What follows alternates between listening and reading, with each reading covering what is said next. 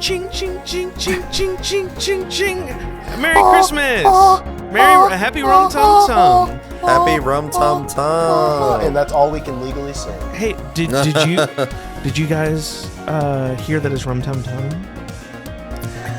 Oh, Rumtumtum. Oh, Rumtumtum. Belly bump. The camera's just too high. Oh, Rumtumtum. Oh, Rumtumtum. Oh, Rumtumtum I saw my bush. tongue Oh, and Rumtumtum drink bush. some rum. You are so wet. Hello, everybody, and welcome to the 4th annual Rumtumtum celebration. I'm joined by Kyle and Matt, and we have such a special Rumtumtum for you here. This year, much like our Halloween special was different than past years, this one's also going to be a little different, but we're not doing trivia, no. Rather than doing a one-off Story Bazaar style episode, we are telling some holiday tales. Hell yeah. That's right. It's a storytelling episode, and we all wrote Rumtumtum stories. We did. Cue the intro. Boom, boom, boom, boom, boom, boom. Rumtumtum. Rumtumtum. Rumtumtum. Rumtumtum. Here are the elves. They're flipping. The elves are flipping. The elves have exploded. Oh no! So yeah, we've got a great show in store for you all. Now I do want to ask my two lovely boys here before we get started. What are y'all looking forward to this holiday season? Not being sick anymore. I was terribly sick for 3 days and slept for one full day. Love that. One full day, no one heard from me, and I was sweating in a heap. And it was wonderful. Damn. And by wonderful, I mean it was awful. Yep. That down sounds for the count. terrible. So, yeah, I feel you. Literally half my team is looking down forward to right breathing now out of with both like bronchitis. nostrils. Looking forward to breathing out of both nostrils. Looking forward to inhaling through my mouth and not hearing this. Should get that checked out.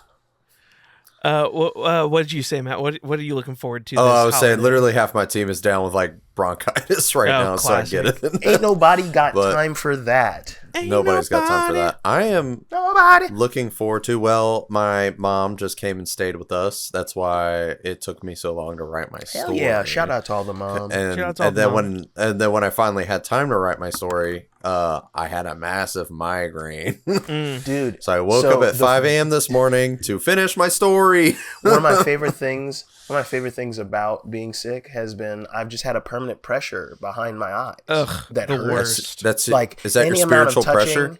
If that's it, it's the Holy Spirit within him. Yeah, the Holy Spirit him. is Peer pressure. He's flying through me.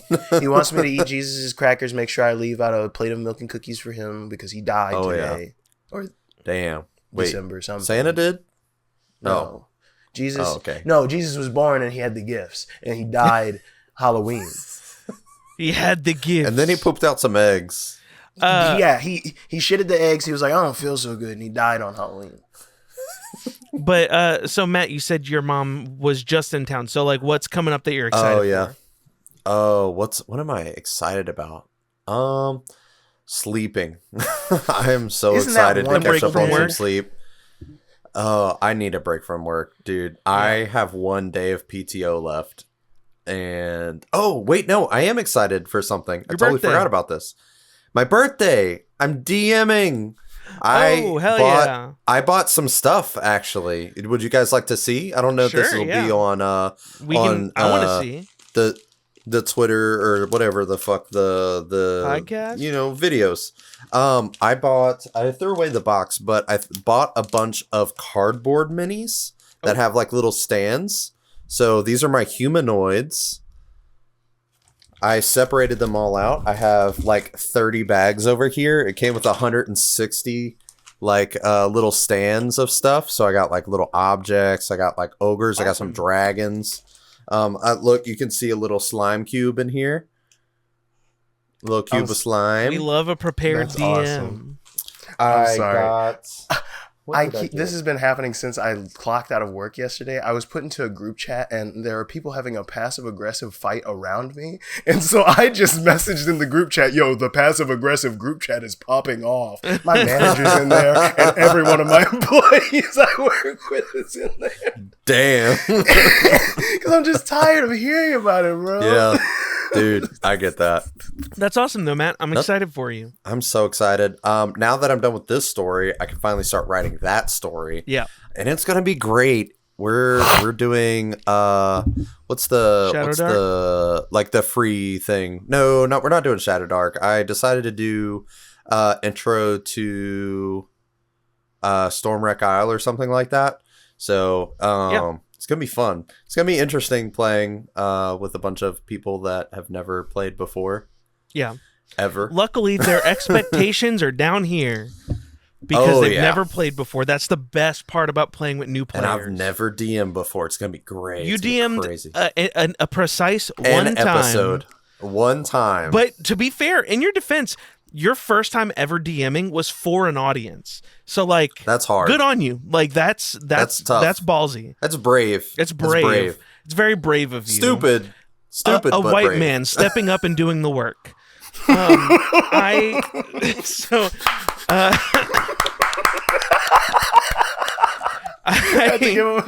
have stood up. I am drinking moonshine, like the little geez. Like the not like hardcore moonshine, but like the you know the ones you get from like Old Smoky. I know what you mean. It's like a sweet ones, butter, like the butter pecan one, and I was like, they're fucking... and I almost spit it out everywhere. That was so bad. I'm glad you didn't. It's so sticky. those and the guava Jarritos are what pussy tastes like. Oh, interesting. Oh, I have no science to prove it, but it's true. Interesting. Damn. Science tested. I'm excited because Callie and I are going down to Louisiana next week, and we're staying for 2 whole weeks. Nice. It's gonna be great. Just a good long stay. Get all the po' boys. Get all the Get all the po' boys. Get all the Please boudin. get some of that pizza that I love. If you can get shrimp, crab, or crawfish of some kind, have it for me. Send a picture. I will. I will send a picture. Bro, if I had my ducats up, I'd make you send me some frozen boudin, man. And whenever we go to visit, I always buy like a number of extra packs of frozen boudin to put. Yeah, to bring with you. To cook at a later date. This weekend, I'm making gumbo for Callie and me, and I'm gonna eat our last pack of boudin before we go down. Fuck yeah! No, hey man, I just did gumbo like what was that 2-3 weeks ago maybe, like before Thanksgiving. Yeah. I get it. I did jambalaya, I did gumbo. Now I got to do dirty rice and some other side. I just don't know what's going to go with dirty rice, my brother. But all right. Are y'all ready to get into it? I'm ready. I'm ready to get into it. So I'm ready. What order are we always thinking? Record this? I figure since you finished first, if you're ready, you can start. Then I would be second and Matt would be last. I love that. Ooh. Matt, how do you feel about that? I feel pretty good, actually. Good. I'm not gonna lie. Nothing like that procrastination pressure to really push out a diamond out of your asshole. I was just gonna say, and if you needed to edit, oopsie whoops, do it real quick. Oopsie. True. That was another reason I was late, because I was having to read it to DeChelli to proofread real quick. I will say I did 0 rewrites and 0 proofreading on my story. I did maybe the briefest skim and added a joke or two. Yep. All right. There's a title card, so I'll wait to tell you the title of my story. The sandstorm of the barren yonder whirls and writhes like a worm freakily squiggling just before he dies. But the roar of the tempest fades as we venture up and up. Sand flees our eyes as the night sky says, "What's up?" Off in the distance, a city floats listlessly. The city of Duradera, where the people rush about Christmasly. Or not.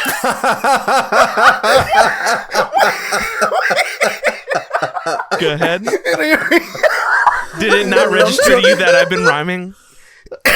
No, it wasn't. It just hit me. That just also hit me that you were rhyming. But the Christmasly thing, we're just gonna not. We just not gonna. Well, I ended the second one with "What's up" to rhyme, and then Christmasly.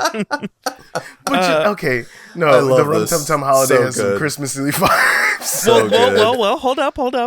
Is Hey, Christmas hey. canon in Rum No, Tum hold Tum? up. Let him Oh, cook. they're Let him not cook. Off in the distance, a city floats listlessly. The city of Duradera, where the people rush about Christmasly. Or not Christmas, but Rumtumtum. In this realm, we have no boys drumming their drum. No, only flagons filled with spice mead. Round the Rumtumtum bush, not some dumb old Christmas tree. Families gathered at the table savor meats and fruit leather, while bumping their circled bellies together. Yes, Rum Tum Tum is quite the special season, but we must not forget to remember the reason. Title card, All I Want for Christmas is a Revolution.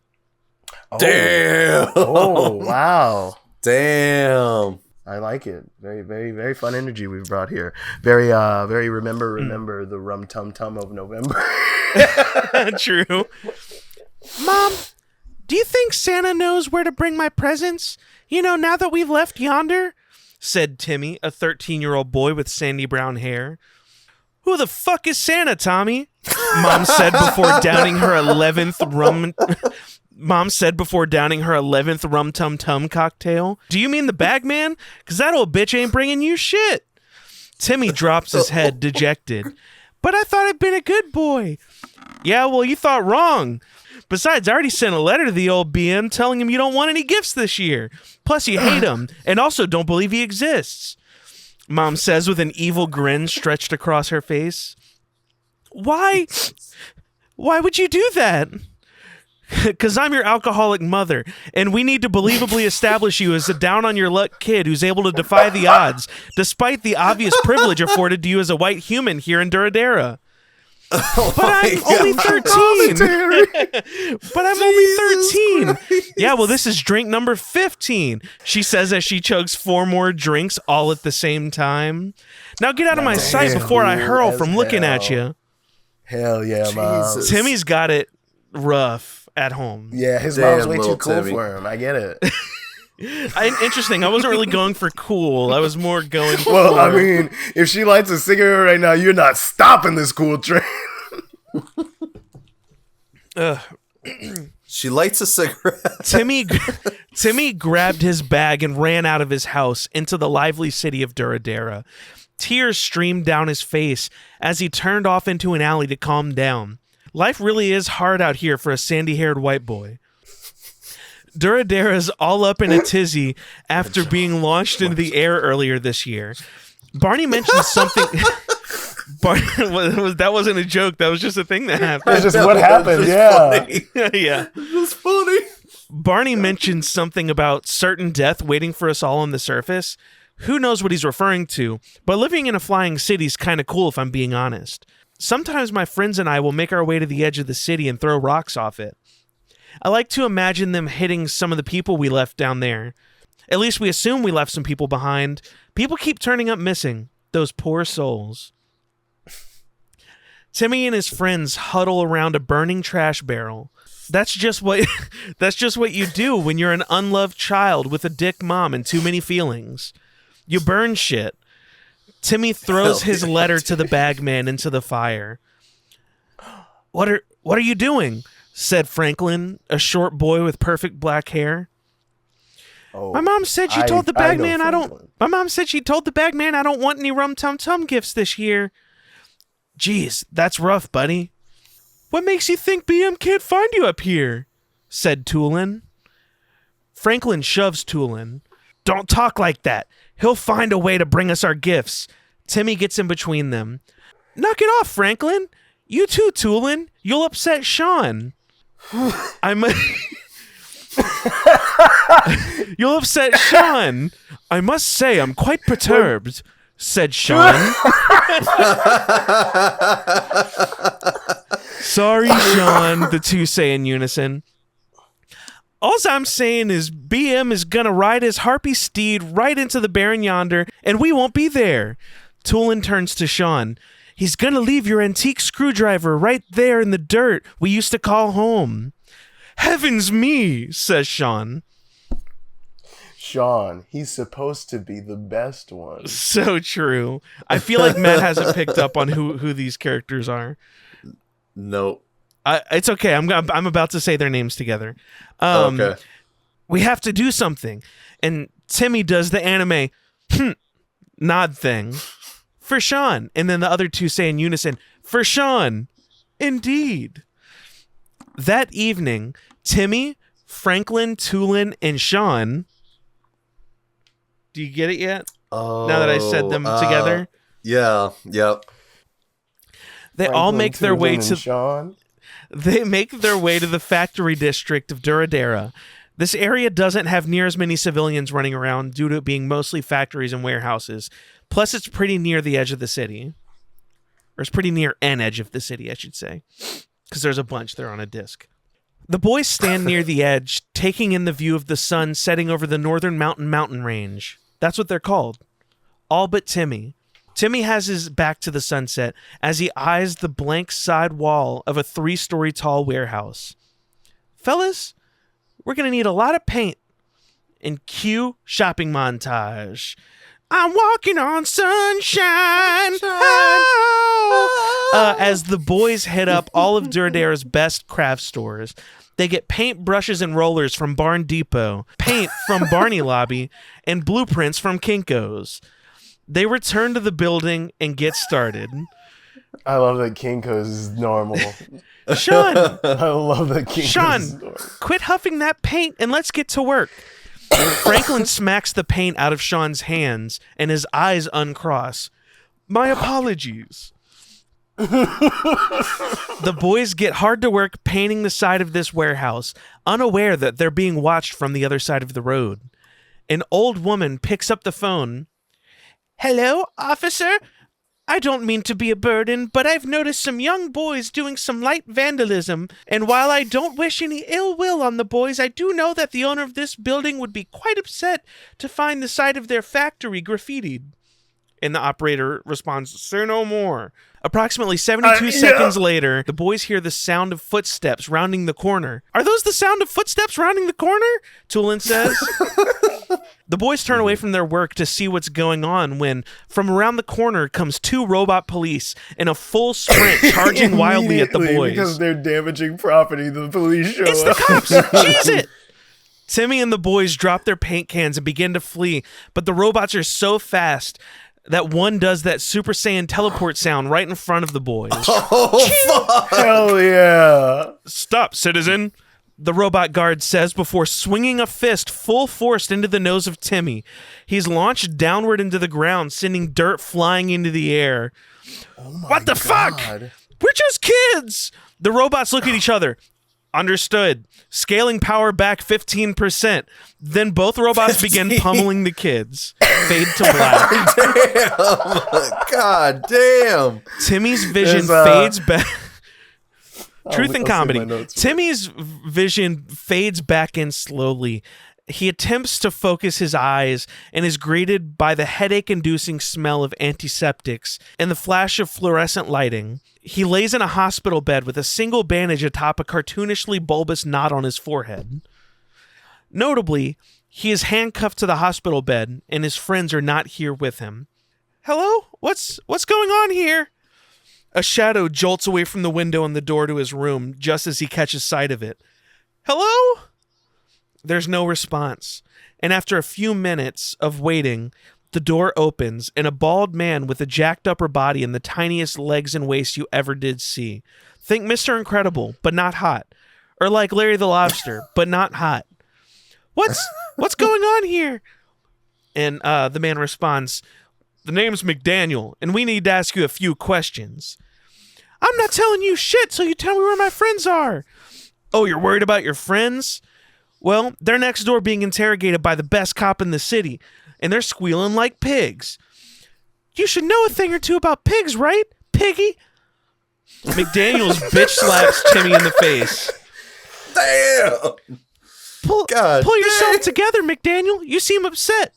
That must be why you're only the second best cop in the city. Second best? Holy Second shit. best? Try fifth. You mean you haven't heard about Jackson, Johnson, Jensen, and McDaniel? No relation? No, I haven't. McDaniel then proceeds to outline the stellar arrest record of the top 4 cops in the city. It's really just an extensive list of different peoples they've police brutalized. Jesus. Cops like me wish we had the stomach to brutalize that many old women. What the hell is going on right now? Timmy says. Oh, right. So what? And McDaniels is interrupted by a knock at the door. Another cop opens the door. Boss is here, McDaniel. McDaniel drops his head defeatedly and murmurs under his breath as he leaves the room. That's why you're number 5, Louise. Then the cops clear the room, and with the swagger of a young Woody Allen, in walks Barnabas Quincy III. Oh, shit. BQ3. I expected more of a reaction to with the swagger of a young Woody Allen. That's what I said. That's why I said Jesus. I didn't. I don't know what energy you pictured Barney walking around with, but that felt like the best descriptor I could come up with. Skeezy. Not good. Slinking. Slinking is the perfect word to describe it. Tiptoe even.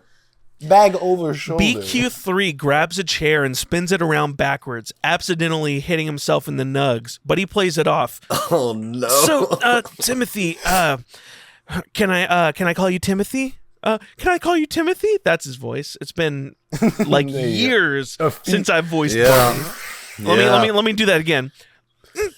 So, Timothy, Timothy, can I call you that? Can I call you Timothy? Timmy is shocked to see the president of Duradera sitting across from him. Barnabas Quincy III, what are you doing here? My father and my father's father and my father's father's father and so on have been tasked with keeping this city safe, and it is my sole responsibility. My purpose. Do you have a purpose, Timothy? And Barney interrupts him. Right. Well, anyways, I got word of you and your cabal of terrorists in the making, and figured I'd step in before things got out of hand. Timmy's shocked. Terrorists? We're just kids. That's what your little friend said too. My friends? What did you do to my friends?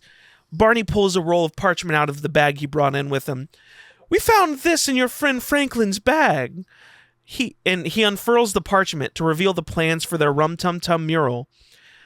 What's the problem? We just want to make sure that the bagman can find us to bring us our Rumtumtum gifts.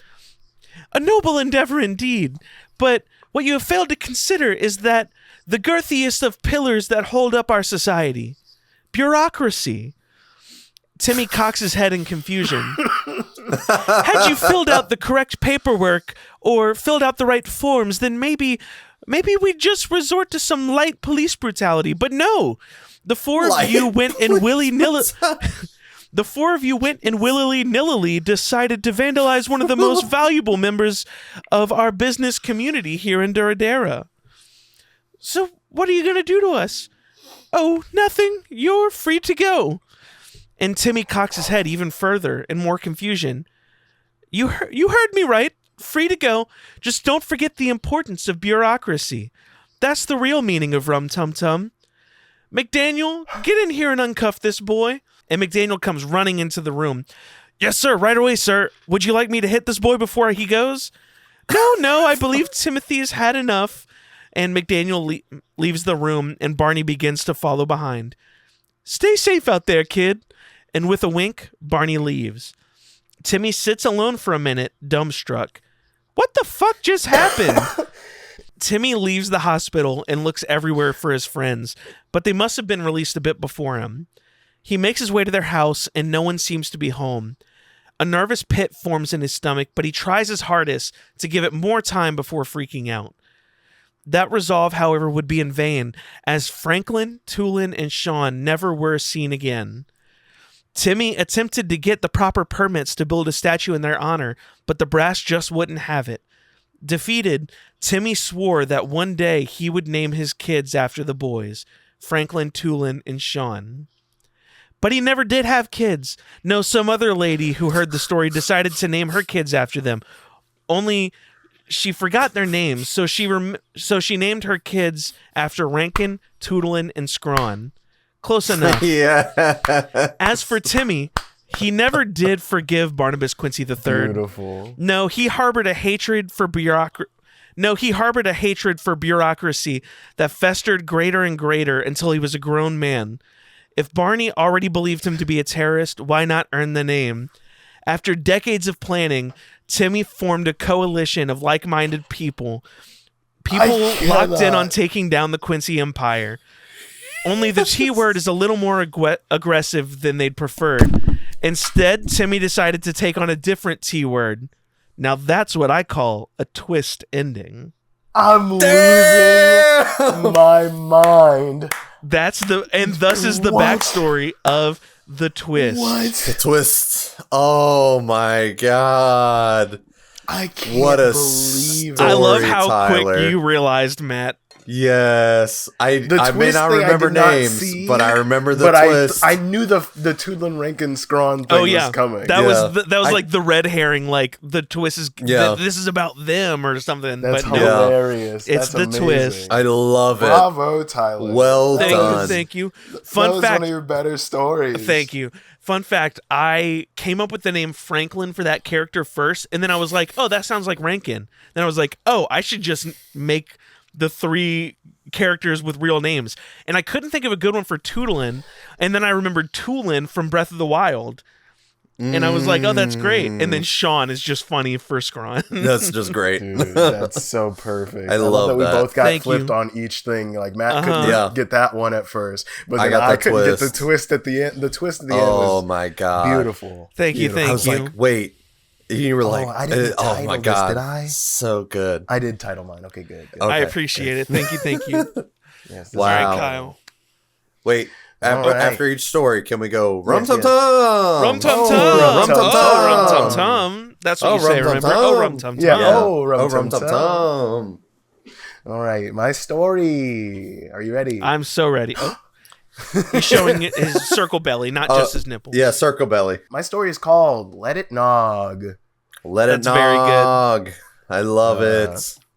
And Tyler, we had some similarities. Oh, You'll see okay. as my story goes on. Some, but not too much. I don't want to. Yeah. Like, you'll see. You'll see.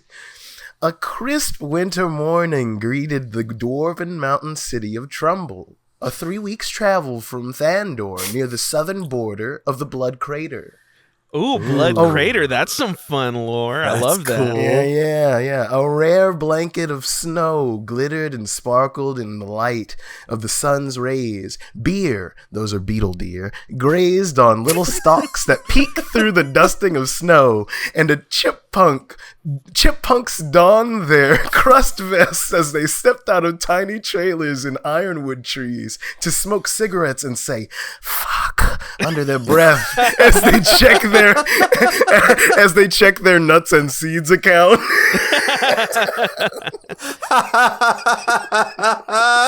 I am going to be drawing beetle deer, by the way. I love that. Yeah, those are beer, and it's spelled like beer. Oh, I love that so love much. that. I'm going to be drawing that. Oh, The city of Trumbull was already alive with the bustling of Rumtumtum, shrubs being sold at colorful stalls, families leaving offerings of jams and gems for the bagman so their kids don't get taken away in the night.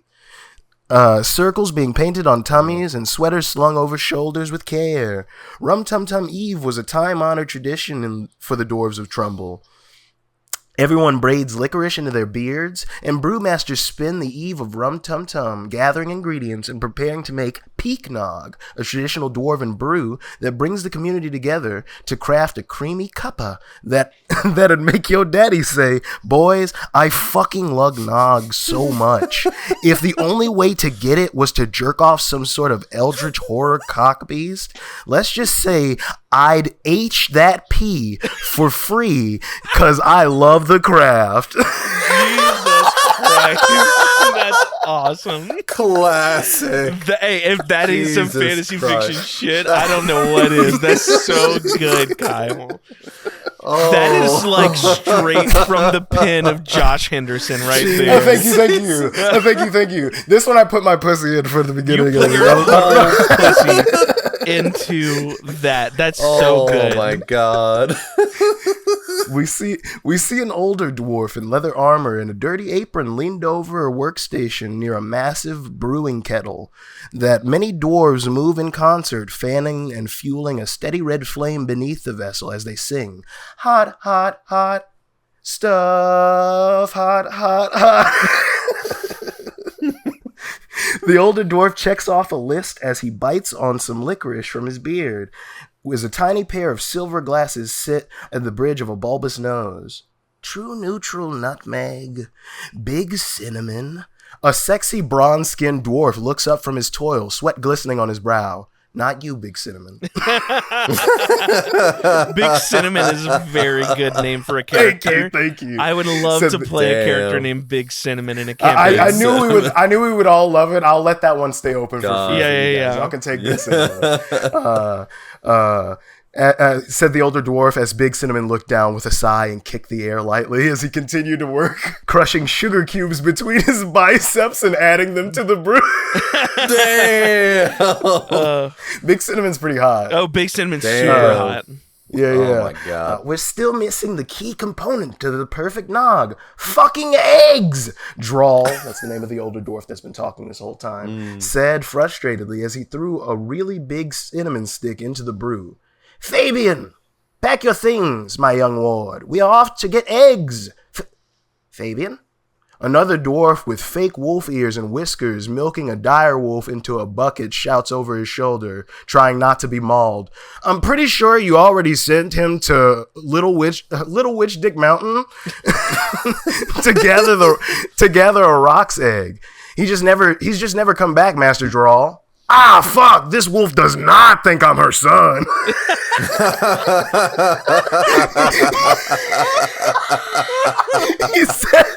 He says before dumping the frothy wolf milk bucket into the kettle. Frothy wolf milk. So we've got Big Cinnamon, True Neutral Nutmeg, and Dire Wolf Milk, if anybody wants the recipe so far. Yeah, for real. Babish, get on it. And sugar cubes crushed between dwarven biceps. Oh, yes. Never send a novice to do a master's work. Very well. Keep an eye on the brew. I'm going to take the cookie golem out and try to find that boy, or at least get some goddamn eggs for this recipe so we can get the noggining of the year underway. And then later, I can get the noggining from Big Cinnamon's mother as a thank you for either saving Rumtumtum or getting the village crunk on Nog. So much so that no one remembers who died doing what. He says as he claps twice, and a massive chocolate chip cookie golem comes tumbling into the town square with children dangling off of it like leeches. The cookie golem is the Great Wizard Cosmo's favorite Sesame Road character. Yes. Cookie Golem's that's good. I like that. It's canon. But no, the Cookie Golem shakes the children free as it comes tumbling into the town square. Little bastards, Drawl says as he chites and grabs his pack and his war pick named Toothpist and hops aboard the quadrupedal. Yeah, Toothpist is the name of his war pick. Jesus Christ. As he hops aboard the confectionery construct and heads towards the mountain. Confectionery construct is very good. Thank you very much. Meanwhile, high atop the cold as fuck aptly named mountain, a young dwarf with a short double-braided blonde beard and a shaggy blonde mullet treks through the seemingly harsher snow, nearing the peak of Mount Little Witch Dick, with an oversized survival's pack on his back. Close at his side is a gingerbread man with icing scars all over his face and a bite where his left eye should be, as they moved with purpose. Holy balls, we've got to be getting close to the peak. My meat's gonna go so far in my body, my boner's gonna come out of my belly button, Fabian shouts. Damn. Good lord. And Fabian shouts over the howling wind as the diminutive, menacing cookie glares up at him through one gumdrop eye. Yeah, you meat people are always complaining. I literally was made in an arcane oven. This shit ain't nothing to me, man. I'd sooner freeze than go back in the heat like that. Let's go steal this egg, the cookie man says as he lights a torch that was just a pretzel stick he was holding. God, I love that. We should. Please tell me there's Like a one of those big marshmallow on the pretzel end of that. sticks. Yeah. It's like the thick pretzel rods with Yeah. like the little craggly end. I love those. Like the nugget. Like think of like a long nugget, like pretzel Oh, rod. Yeah. God. Yeah. We should be getting close. Keep your eyes peeled.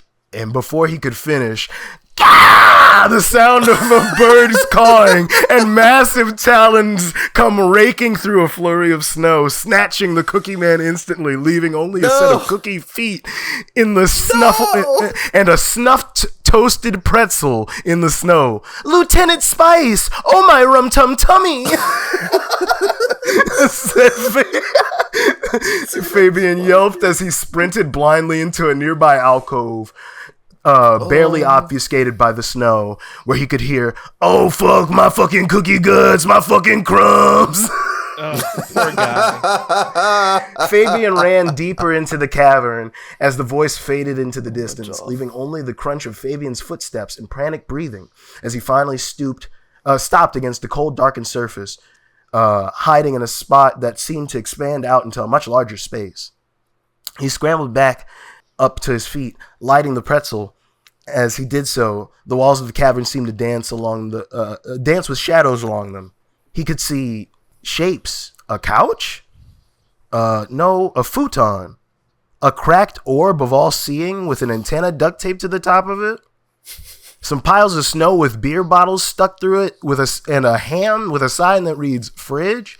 But like, the whole place is cold, so why would you have to designate that one spot as the fridge? Yeah, that's a fair point. As he continued to look, he noticed a massive egg at the top of a large pile of trash. The egg! Ooh! Oh, God, what's that smell? Fabian gasped as he finished and retched. A voice rang out from the darkness of the cavern. "Who the fuck goes there, you lost-ass bitch?"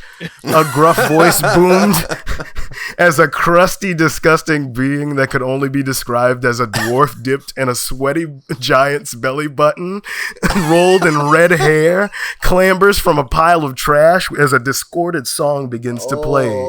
Their shadow begins to loom closer to Fabian as this song begins to play. Sconces around the room begin to light in brown fire.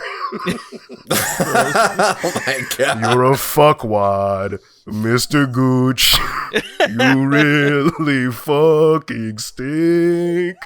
You're always asking, where's my hug? You blame dwarf ladies why you can't get laid. Oh, Mr. God. Gooch, you know, if you actually did some self-reflection and cleaned up every once in a while, maybe some ladies or dudes, I don't know your fucking sad, gross life, could probably get some licorice on the end of your belly and do-do-do-do-do-do-do-do-do. Oh, God.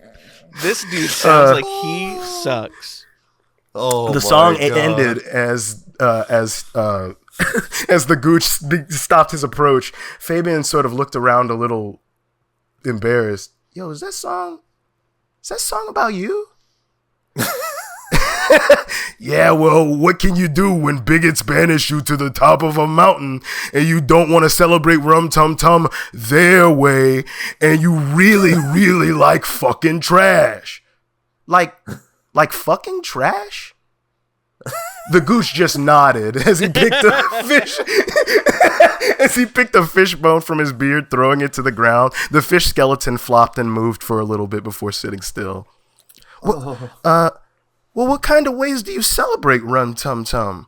I'm sure it can't be all that different, he says with a dejected smile as the Gooch turns to face him. Oh, yeah? You think you can handle the old ways of Rumtumtum and what time-honored traditions of Rumtumtum with ye? Fabian's eyes dart from the egg towards the Gooch, then back to the egg. Well, if you give me that egg, I can make you one of the greatest holiday beverages this side of the Witch's Titty. I think that's the name of a river, right? Isn't that the name of a river canonically in the... No, I do often make Damn, I a was joke trying to about get the that one Mrs. off the Titty. cuff. I was trying to get that one off the cuff. I knew there was a No, weird it's river. I'm going to change it. Canonically, it's the Candlelight River. There you go. It's the Candlelit River. Yeah. The Candlelit River. Yeah, there you go. But maybe this side of the Candlelit River. regionally they call it the Witch's Titty. The Witch's Titty. The Witch's Titty. Because it's so Damn. close to this mountain, the little witch dig mountain. And you know what? While we're paused talking about it, I do want to say I love how, and it is canon now, that there's just a dwarvish ethno state here in yonder that I didn't know about, and hey, I'm here for it. It's here. Yep, the town of Trumbull. The town of Trumbull. The dwarven mountain city of Trumbull. The Gooch looks for the boy for a long time before clapping. Brian, bring out the ceremonial paints and 7 hats of old Tummy Tum. As the dwarf moves, another dwarf comes trundling out of the pile of trash with his hair tied into two pigtails that resemble dog ears and soot drawn into a circle over one eye and a dog's nose over his nose. All right. He doesn't speak. He is wearing a collar. He gives a subtle nod and thumbs up to Fabian and the Gooch before diving cartoonishly into the pile of trash.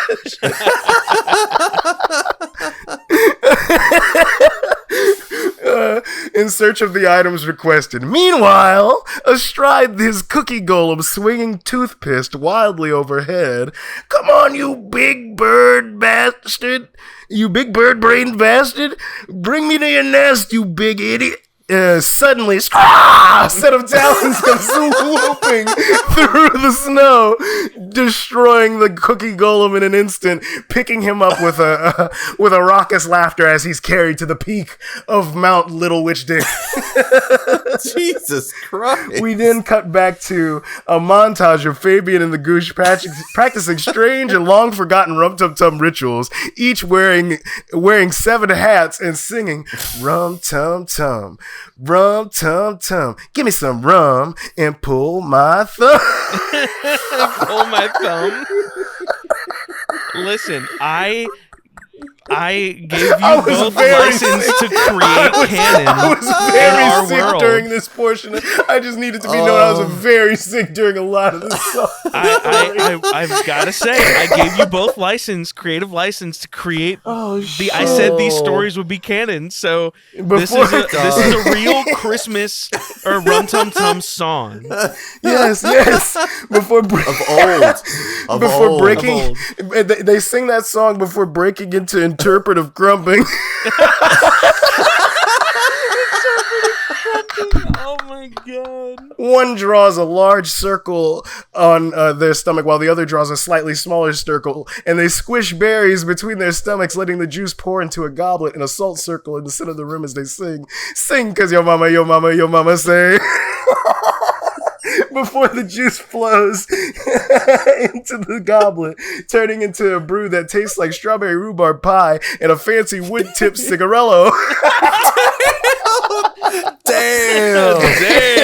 I love it. Damn. Man, Rum Tum Tum has it all. And the two imbibe as Brian begins to play a piano made of trash and bones near a mound of garbage as the two make merry and dance. The Gooch hadn't felt such joy and genuine camaraderie in a butt's age, and his smile grew wider and wider as his crusty visage. As Fabian smiled, as well as dutifully takes notes, sketching the old Rum-Tum-Tum traditions while also truly seeing the Gooch for what he really was, not just some dirty, stinky guy. And if being stinky is a reason to hate someone, then we wouldn't even have things like conventions or gamer guy rooms. Or the Magic the Gathering tournaments. or the smell of cars after you hotbox and then also eat Taco Bell together in the same car. Nah, that works. Oh my God. Fabian, you truly do know what it means to be the spirit of Rum-Tum-Tum. You've thawed this frozen turd of a heart of mine and made me reconsider my outlook on you and your people. Take the egg. You've earned it. My friend, he says, wiping a single tear from his eye. Really? Damn. Mr. Say, what's your name? Your name can't be Gooch, right? That can't be like your real name. The Gooch smile grew wider as he spoke. It's actually Paul Suddenly, a roar as a crashing comes through the top of the mountain, and the rock's massive head comes colliding with the gooch, along with several piles of the toppling mountain. And a rope ladder is thrown from the top as we see come sailing through the ceiling and crushing the gooch instantly. Oh my tumbled fuck, Rum! Fabian shouts as a rope ladder is lowered through the new hole. Fabian! Drawl's voice echoes through the chamber. Good, you found the egg! I knew I could count on you! I never doubted you for a second. Now come on, sweetie. It's almost 9 o'clock. Fabian looks down at the smear that was known as his new friend, as blood slowly pools at his feet. With a heavy sigh as he gathers up the egg, and the two dwarves make their way back towards Trumbull. The final ingredients were added to the brew, and with a few aches and pains, Drawl's hands are drawn over the brew, and it begins to glow as the crowd erupts into cheers as he announces, "The noggening would not be possible without my apprentice, Fabian!" And the crowd cheers. "Now, journeyman, Noglord!" The crowd, lifting Fabian onto their shoulders, begins to cheer as Fabian couldn't help but his eyes began to linger at the peak of LWD. Later that night, after the party had moved into its second of 7 orgies, Fabian snuck away. Fabian snuck away, mug in hand, atop a butterscotch sugar cookie golem as he climbed his way back towards the top of LWD. And placed 2 things there: a card reading, "Oh Rumtumtum, to friends old and new, with love, Fabian," and a mug of fresh, piping hot dwarven peaknog. He says a simple prayer and gently places the mug down, grating an extra amount of nutmeg over the top before walking his way back to town. Finn. Damn. Post-credit scene. Post-credit scene. We see the blood gathering from the Gooch's corpse, pooling into the salt circle where the hats and gauntlets still rest from their Rumtumtum ritual. A glow of green and red flames shoot into the air, alighting the peak of the mountain and the night sky. Silhouetted near the entrance of the cave, atop LWD, was a skeletal hand that reaches down and picks up a mug. Before sipping it, they cut a fierce silhouette against the dim glow within the cave, making it hard to see any other things, but one thing is for certain. The skeletal figure wears 7 hats. Oh! Hat skeleton origin! Damn. Oh, shit, was his name Paul? Shit. His name was Paul Dan. It was Paul Dano? It was Paul Dano. Okay, I totally thought you were saying Paul Dano. Fuck you, Quentin Tarantino. Damn. That's awesome. What a story. That Jesus was very Christ. good. And canon. And very canon. canon. That is 100% Very 7 canon. orgies of the Trundle. So the 7 orgies of Trumbull on the early morning. This would be probably midnight of true Rumtumtum is when this orgy begins. This 7-part. Oh my orgy. God. That's awesome. Jesus Christ. Kyle, you that was guys great. brought those Thank you so much. stories. Thank you so much. Are you boys ready? Very. Yeah.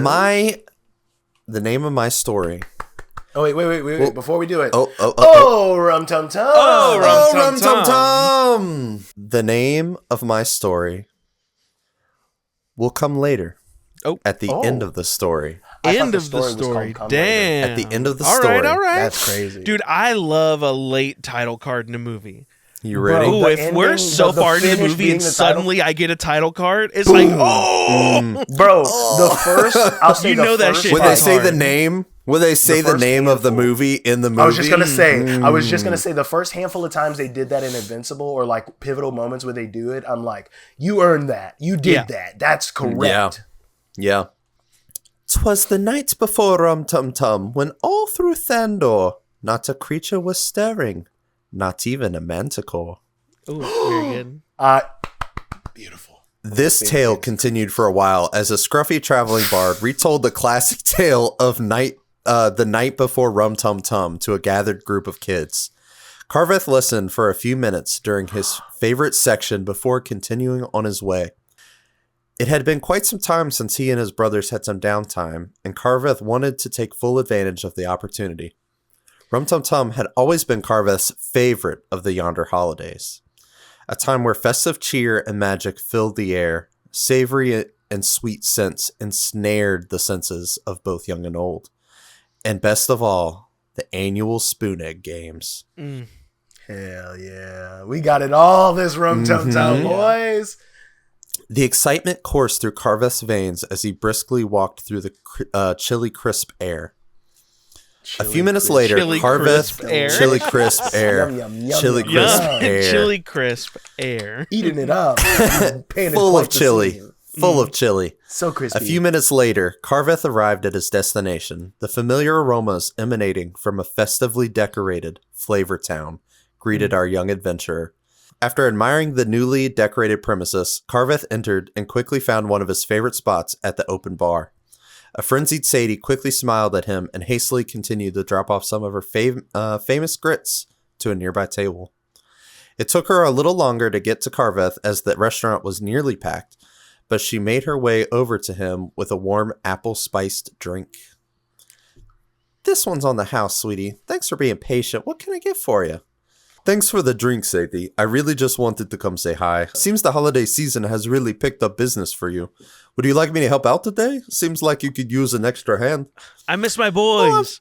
It fills my heart with so much love to hear Carveth's voice. Yes. Dude, and then when I hear Sadie and him together, I'm like, oh, he's in good hands. I feel so, naturally, I feel calmed because my brother's okay. "Oh, I'm fine, honey. It'll be slowing down here shortly. You should just take it easy." I'm in a Christmas room listening to this story right now. It's dark, it's warm. You and your brothers have been doing so much lately. It'd be good for you to take a break. If anyone's earned it, it's you three. "Are you sure? I really don't mind. Even though we don't technically have a mission right now, Bon and Nalandi still insisted they had other things they needed to take care of. This is actually one of the first times we've been apart during Rumtumtum. I'm not exactly sure what I should be doing. I'm so full of energy, though." Carveth began to feel a pit form in his stomach. He hadn't thought about how he and his brothers would be apart on one of his favorite holidays. "I'm so sorry to hear that, Carveth. I'm sure they had their reasons. Let me get you some of my grits. That should definitely cheer you up." "I appreciate that, Shady, but I think I need to get some fresh air. It's so lively all over the city. I'm sure I could find something to do and something to cheer me up." "That's the spirit. If you get hungry, just come on back and I'll whip up some grits for you." "Thanks, Sadie. You're the best. Happy Rumtumtum." "Happy Rumtumtum, Carveth." Bro. I love Great seeing With that- hearing Carveth and say honestly- that. for sure. Absolutely great hearing Carveth say it. Also, that was a great Sadie. Not just the voice, but that was Sadie. Everything that about totally it, was the Sadie. whole writing. Thank you. Sadie would have done all of what you just did. Yeah. That's why I was like, Yeah. She's the best. So, and this is not a negative. She is the best. I've just been waiting for the goofs. This is what I'm like. Fair. The goofs. Keep going, aw. They keep going, aw. Aw.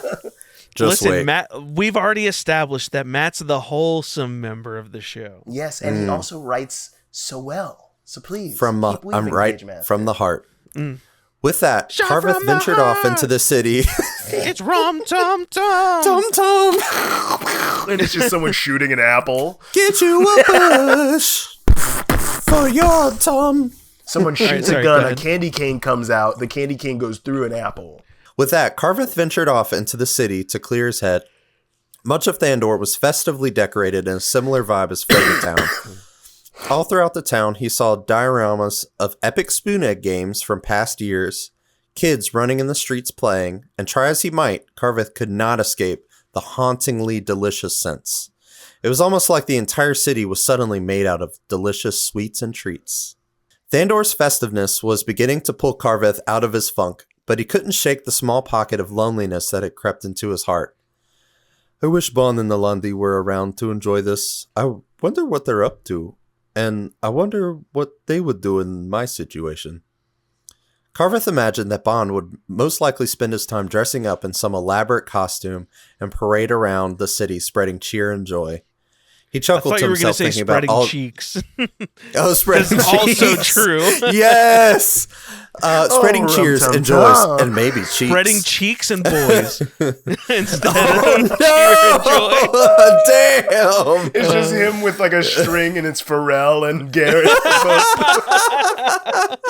Justice Damn. Deer. That's very This is good. also true. It's He canon. figured Alandi would probably concoct some extremely convoluted plan to help out the orphans of the city, eventually vowing to look after them by having them train into the Thieves' Guild. Carveth laughed out loud this time. Sounds like something he'd do, or maybe already did. Man, he really does a lot for the community. So true. It was at this moment. It was at Bond, this moment. if anything, Bond is the Will Smith of this group. Jesus Christ. The Fresh Prince Oh. of Bel-Air of this group. Oh. It was at this moment, thinking about his brothers, that Carveth had a stroke of inspiration. He quickly scarfed down the flaky baked delicacy he had been snacking on for the past few blocks and began in a full sprint toward his destination. There was someone's help he would need to enlist for his plan to fully work. After only a few moments, Carveth arrived at King Otto's castle and approached one of the guards. "Hello, it's me, Carveth, Thandor's favorite J3B member. Here in the flesh. I need to speak to King Otto. It's It should canon. only take a moment." Thandor loves Carveth. That is canonical. Favorite member. As far as Mr. the Golden royal Boy. palace, I think Bond might be the Yes. favorite. But as far as the I was- people, yeah. Carveth's the The favorite. people, 100%, Carveth's the favorite. 100%. The criminal underbelly is Alani. We got all the layers going. Yeah. Oh, hey, Carveth. Yeah, I know who you are. You're here like every other day. We met that one time. My It name's is Joe. canon outside of Remember? this story that Carveth does introduce himself to a lot of people Every time. all the True. time. About to get there. You know what? Never mind. Right this way. Carveth started to follow as Joe reluctantly had led him to the recently finished waiting lounge of the castle. "I'm so sorry, my dude. It's hard to tell you guys apart under all that armor. I'd hate to call one of you by the wrong name, so I just assume we haven't met every time I talk to one of you guys." That Pharrell that and Gareth feels believable. don't wear helmets. Yes, Pharrell, 100%. I think Pharrell, if anything, All wears the the other helmet ones with do. no visor. They're like in his helmet's just full like armor. Full armor. I always picture Pharrell How do you know? his head covered. I don't know wearing name Things. tags. I You don't think know. Pharrell's head is covered. We know Gareth's Yeah. luscious locks flow. Yes, he's Flow. got beautiful cutie boy from the neck up. Yeah. It's fine. I understand. I'm just upset having to work today is all. I knew I should have picked that other fucking straw. I know it's stuff to have to work on Rumtumtum, but I genuinely appreciate your dedication. It's people like you who keep Thandor safe. Thank you. And this is how he's the people's champion. This is how he's the Yep. people's The champion. people's champ. Thanks, Carveth. I really need to hear that. Anyways, here we are. I'll let King Otto know you're here. Thanks again, Joe. Carveth is just John Cena. We don't have time for that Yes. right now. We don't have time for that right now, but Carveth is John Cena. Yes. You Sure, see yeah, him when he alright. goes in the shadows. True. Mm-hmm. Carveth waited in the comfy lounge, also fully decked out in Rumtumtum festiveness, before King Otto finally arrived. "Hey, Carveth. I thought you and your brothers had the day off today. I figured you'd be out celebrating the holiday." "Well, about that.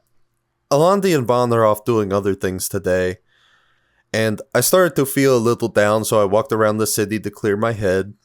It started to help out, but all I could think about is what they'd be doing.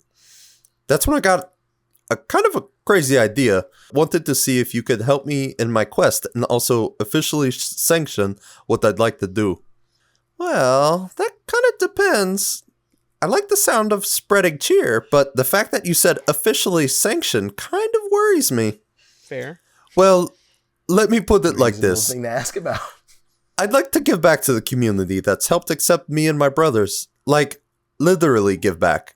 I want to give everyone in Thandor a gift, but I want it to be a surprise. Like, I want them to literally wake up in the morning and be like, oh shit, what is this present doing in my house? I thought that I might be one of the only people that could do this since I'm so stealthy and I can move through shadows and stuff. So, let me get this straight. You want to break into everyone's home in Thandor and give them a present? I mean, ethically, that's so confusing. You're invading people's privacy, but then giving them a gift? King Otto pondered on this for a while, going back and forth in his head, trying to weigh the pros and cons. Carveth was pretty sure he could see King Otto not so subtly keeping track on his fingers of the pros and cons. Finally, King Otto made his decision. Normally, I'd say no to something like this, but since it's you, I think we should be fine. My main concern is that you mustn't be seen. I think we can convince the people that this was the magic of Rumtumtum, but people might freak out if they knew someone was breaking into their homes in the middle of the night. You know what I mean? Fair. Yeah, that's fair. That brings me to my next question. I would definitely want to put up some of my adventuring gold to make this go, smoothly. Firstly, I'll need some sort of bag of holding to store all the presents in, as well as some help actually making all the gifts. I know it's short notice, but would you have any people on standby to help make this happen? I have a few people that could probably help, but we'll be cutting it close. Let's go see what we could come up with. King Otto began to lead Carveth to another part of the castle to begin their preparations. Carveth nervously asked, Do you think it would be cool if I wore a costume, even though no one will see me? King Otto laughed. Of course, I don't see why not. The next several hours were spent planning the greatest reverse heist Thandor had ever seen. One after one, various items wrapped in an assortment of different papers, bows, and ribbons made their way into the bag of holding, thanks to King Otto, Carveth, some assistants, and a few off-duty guards. Thankfully, King Otto had been in contact with some merchant guilds and had been stockpiling party favors for some time. He had more than enough extra to go around, so he volunteered those items to Carveth's cause. Before long, the bag of holding was jam-packed and ready to go. It looks like we're about wrapped up here, Carveth. All that's left is the outfit you requested. I hope it's to your liking. At that moment, two of King Otto's assistants presented the garments to Carveth. In a flash, Carveth dashed into an adjacent room and rapidly changed into his new attire. Bond would have been impressed for sure. After only a few seconds, Carveth stepped back into the room wearing the sickest Rumtumtum outfit you'd ever seen in your damn life. The group gasped as they saw Carveth standing before them in black boots, tightly laced all the way up over his calves. Deep, dark maroon fur adorning the top. Black leather pants that looked like they were worn by Henry Cavill in The Witcher. A black leather muscle tunic with hood, also adorned with the same maroon fur. And last but most surprisingly, Carveth was somehow sporting a lengthy jet black beard. Oh. Carveth? Is that really you? Oh, yeah, I added in a beard. Thought it might help if people couldn't actually see my face. Wow. Well, it looks very cool. You should probably head out now, though. Have maybe like 6 more hours of night to go through the whole town. So he's got this sick outfit and a bag of holding, and he's doing reverse Are you the bagman, Carveth? Maybe. Carveth, are you the bagman? Maybe. Like, picturing you sliding out of shadows to give people gifts is crazy. Oh yeah, kind of lost track of time there, trying to decorate all those goose egg replicas. Thanks again for all your help, King Otto. You really are such a cool dude. With that, Carveth was off. He grabbed the bag of holding, leapt out of the nearest window, and disappeared into the shadows of the night. King Otto softly laughed to himself, then headed to bed. In the frost-filled darkness, Carveth leapt from rooftop to rooftop with the grace of 1,000 cats, eventually getting to the prime starting destination. That's a crazy amount of cats. I don't think of 1,000 cats as very 1,000 graceful, cats. but I could be wrong. That's a Very crazy graceful. amount of cats. So Very many graceful. cats. So much grace. With the grace of 1,000 cats, eventually getting to the prime starting destination he and King Otto had mapped out. Okay, Carveth. Time to go to work, you badass bitch. With that, he drove. That's so believable too. That's So absolutely 100%. Carveth shit talks to Carveth himself says. all the time. This is the most canon story of all the stories so far. With that, he dove off the roof, nailing a perfect 10 dive into a small shadow in the alleyway, then popped back up across the street. With the aid of night and festive lights all over the city, there were plenty of shadows to work with, allowing him to freely move without being spotted. He peeked into the first house through one of the undraped windows. He picked his target shadow, then phased to it using the shadows of the street. Once inside, he reached into his bag, pulled out a few gifts, placing them in a spot that was easy to see. After placing the gifts, he quickly shadow stepped back outside, making sure no one could see. With the first gifts of Rumtumtum successfully deposited, a giddy excitement coursed through Carveth's veins. This feeling would only grow throughout the night. House after house, Carveth rapidly and quietly infiltrated each home, always depositing a few gifts each time. He was a Rumtumtum machine, an animal. Carveth never felt so alive. There was a few close calls where Carveth had to duck off in some awfully convenient janitor's closets. Are you delivering to a lot of businesses? Or? Yeah. Dude, awfully convenient. Very convenient. They're everywhere. Or is that what Thandor just calls utility closet? They're all janitor's closets. They're all janitor's closets. That's canon. Thankfully, he never. Thankfully, the he was laundry never room in heard. your house is called the janitor's closet. Janitor's closet. Yeah, if you had a that's live-in canon. janitor. Damn. Most people back in the day had a live-in janitor because the houses were so true. big. Thankfully, he was never heard, never seen. Carveth was nearing the end of his quest when he began to think back on his brothers who inspired this epic conquest. He couldn't wait to show Bond the outfit he designed and tell Alandi about the scheme and how he was saved several times by janitor's closets that very night. Carveth pushed forward through the sweat and soreness to finish up the last few houses on his route. Only a few minutes of darkness remained as the sunrise began to illuminate the sky.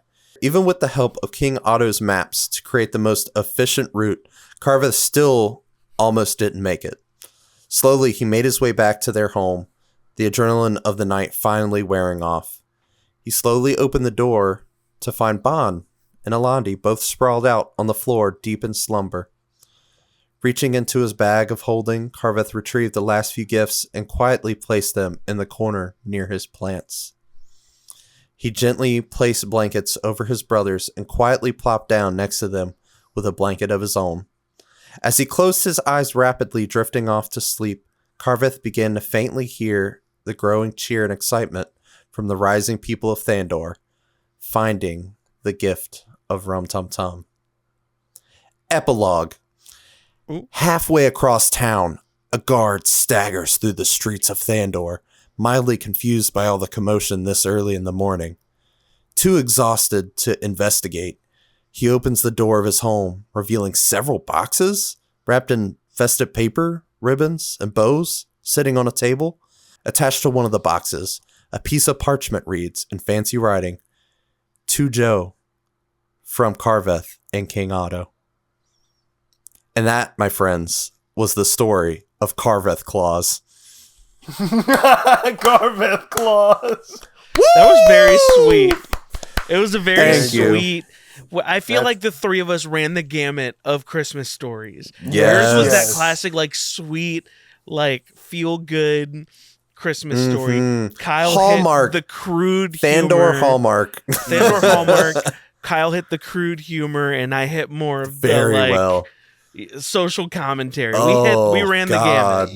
Yeah, we We all had did something it. towards the end too, which was very good. The Yes. epilogue sort I of love like it. end credit stuff. I love it. I thought about we- that. I we- was like, we had- man, I really want to reward this dude who fucking just had to had this- work on Rumtumtum. That sucks, Oh, dude. guy. That's, of course, no. That Dude, that- nobody wants to that being work on the- Rumtumtum. But that being the finishing thing is so wholesome. Yeah. Like, Yes. I love that so much. Mm-hmm. Carveth's This is coming so into good. his own. You didn't Carveth really sign is. it off as him realizing he was the bag man, but even if the Bagman isn't real, you embodied him. I'm 100% real with you. Y'all reading y'all stories, I forgot about the Bagman. And I was like, oh shit. But it would be canon for Carveth to forget about the Bagman and then think that he came up with it. Do your own thing. Only for the Bagman to be like, reinvented Bagman. That was really great, Matt. I love it. Maybe the Bagman sees what you did there. Maybe you're gonna get some. What I don't know what the opposite of a lump of coal is besides a gift. A lump of gold. Yeah, maybe you get a lump of gold from the Bagman when you do it's a a good lump job of with lapis lazuli. Some sort of heavy. Yeah. It's a cube of tungsten. Burdensome ore. Very heavy shoe. Oh my god. It's a diamond sword. I really want to chicken biscuit. I really want to Damascus.